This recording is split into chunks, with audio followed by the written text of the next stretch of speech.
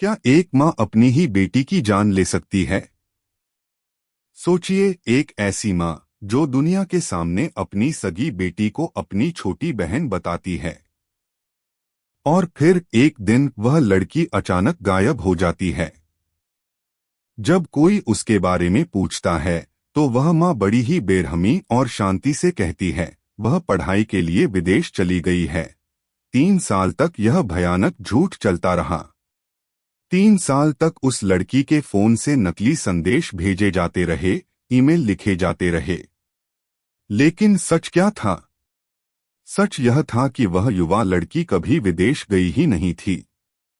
वह मुंबई के पास रायगढ़ के एक घने और सुनसान जंगल में राख बन चुकी थी। आज मिस्ट्री मर्डर्स पर हम बात कर रहे हैं भारत के इतिहास के सबसे सनसनीखेज और रूह कंपा देने वाले हत्याकांड की, शीना बोरा मर्डर केस। यह सिर्फ एक हत्या की कहानी नहीं है। यह कहानी है बेनतहा लालच, झूठी शान, पारिवारिक साजिश और एक ऐसी मां की जिसने ममता का कत्ल कर दिया। क्या आप तैयार हैं इस खौफनाक सच के सफर पर चलने के लिए? मेरे साथ अंत तक बने रहिए, क्योंकि हर मोड़ पर एक नया सच आपका इंतजार कर रहा है। कहानी की शुरुआत होती है साल 2012 में। मुंबई की ऊंची इमारतों और चकाचौंध के बीच इंद्रानी मुखर्जी एक बहुत बड़ा नाम थीं। वह बेहद खूबसूरत, तेज-तर्रार और महत्वाकांक्षी महिला थीं।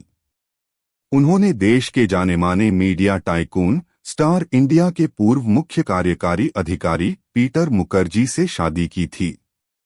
मुंबई के रईसों और हाई सोसाइटी में उनका उठना बैठना था। हर कोई उनकी सफलता से ईर्ष्या करता था। लेकिन इस सुनहरी चमक के पीछे एक गहरा, काला दलदल छिपा था। असम के गुवाहाटी से एक खूबसूरत लड़की शीना बोरा मुंबई आती है। दुनिया के सामने उसे इंद्रानी मुखर्जी की छोटी बहन के रूप में पेश किया जाता है। लेकिन असलियत यह थी कि शीना बोरा इंद्रानी मुखर्जी की बहन नहीं, बल्कि उनकी पहली शादी से पैदा हुई सगी बेटी थी। इंद्रानी मुखर्जी ने अपनी नई, अमीर जिंदगी और सामाजिक रुतबे को बचाने के लिए अपनी ही बेटी को दुनिया से छुपा कर रखा था। शीना बोरा को अपनी ही मां को दीदी कहना पड़ता था। लेकिन हालात तब और बिगड़ गए जब शीना बोरा को प्यार हो गया। प्यार भी किससे? पीटर मुखर्जी की पहली पत्नी के बेटे राहुल मुखर्जी से, यानी सौतेले भाई बहन के बीच का प्यार। इंद्रानी मुखर्जी को यह रिश्ता किसी भी कीमत पर मंजूर नहीं था। क्यों? क्या यह सिर्फ समाज का डर था, या फिर इसके पीछे करोड़ों रुपए की संपत्ति का खेल था? 24 अप्रैल 2012। मुंबई की हवा में हमेशा की तरह नमी थी। इसी शाम को इस खौफनाक साजिश को अंजाम दिया गया। इंद्रानी मुखर्जी ने अपने पूर्व पति संजीव खन्ना और अपने वफादार ड्राइवर श्यामवर राय के साथ मिलकर एक बेहद खतरनाक योजना बनाई थी। शीना बोरा को मुंबई के बांद्रा इलाके में मिलने के लिए बुलाया गया। शीना बोरा खुश थी। उसे लगा कि शायद उसकी मां आखिरकार उसके और राहुल मुखर्जी के रिश्ते को स्वीकार कर रही है। वह बिना किसी शक के गाड़ी में बैठ गई। गाड़ी आगे बढ़ी। मुंबई की व्यस्त सड़कों पर गाड़ी दौड़ रही थी, और उसी गाड़ी के अंदर मौत का तांडव शुरू होने वाला था। इंद्रानी मुखर्जी ने शीना बोरा को एक नशीला पेय पीने को दिया। कुछ ही मिनटों में शीना बोरा बेहोश होने लगी। उसकी आंखें बंद होने लगीं। और फिर अचानक चलती गाड़ी की पिछली सीट पर संजीव खन्ना ने शीना बोरा को पकड़ा, और इंद्रानी मुखर्जी ने अपनी ही बेटी का गला घोंट दिया। वह तड़पती रही, अपनी मां से रहम की भीख मांगती रही, लेकिन उस मां का दिल नहीं पिघला। शीना बोरा की सांसें हमेशा के लिए थम गईं। हत्या के बाद लाश को एक बड़े सूटकेस में बंद किया गया और रात भर उसे पीटर मुखर्जी के गैरेज में रखा गया। अगली सुबह यानी 25 अप्रैल की भोर में आरोपी गाड़ी लेकर रायगढ़ के घने जंगलों की तरफ रवाना हुए। वहां एक सुनसान खाई में लाश को फेंका गया, उस पर पेट्रोल छिड़का गया और आग लगा दी गई। एक मां ने अपनी ही बेटी के वजूद को आग के हवाले कर दिया ताकि कोई सबूत न बचे, कोई गवाह न बचे। अगले 3 सालों तक शीना बोरा का कहीं कोई पता नहीं था, लेकिन किसी को कोई शक भी नहीं हुआ। जानते हैं क्यों? क्योंकि इंद्रानी मुखर्जी ने एक बेहद शातिर दिमाग का इस्तेमाल किया था। उन्होंने शीना बोरा के मोबाइल फोन को चालू रखा। उसके फोन से उसके मंगेतर राहुल मुखर्जी को लगातार मैसेज भेजे गए। उन संदेशों में लिखा था कि वह राहुल मुखर्जी से रिश्ता खत्म कर चुकी है और अब अमेरिका में बस गई है। यहां तक कि इंद्रानी मुखर्जी ने शीना बोरा के नाम से एक फर्जी इस्तीफा भी उसके दफ्तर भेज दिया। राहुल मुखर्जी बार बार पुलिस के पास गया, चिल्लाया, गुहार लगाई कि शीना बोरा गायब है, लेकिन पुलिस ने उसकी एक न सुनी। पुलिस को लगा कि यह 2 प्रेमियों का आपसी झगड़ा है, लेकिन पाप का घड़ा एक दिन जरूर भरता है।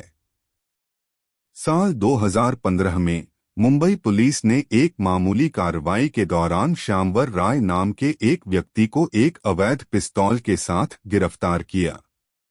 जब पुलिस ने उससे कड़ाई से पूछताछ की तो उसने जो खुलासा किया, उसने पूरी मुंबई पुलिस के पैरों तले से जमीन खिसका दी। उसने कबूल किया कि उसने 3 साल पहले इंद्रानी मुखर्जी के साथ मिलकर शीना बोरा नाम की लड़की का कत्ल किया था। पुलिस तुरंत हरकत में आई। पुलिस की एक टीम रायगढ़ के जंगलों में पहुंची। वहां खुदाई की गई।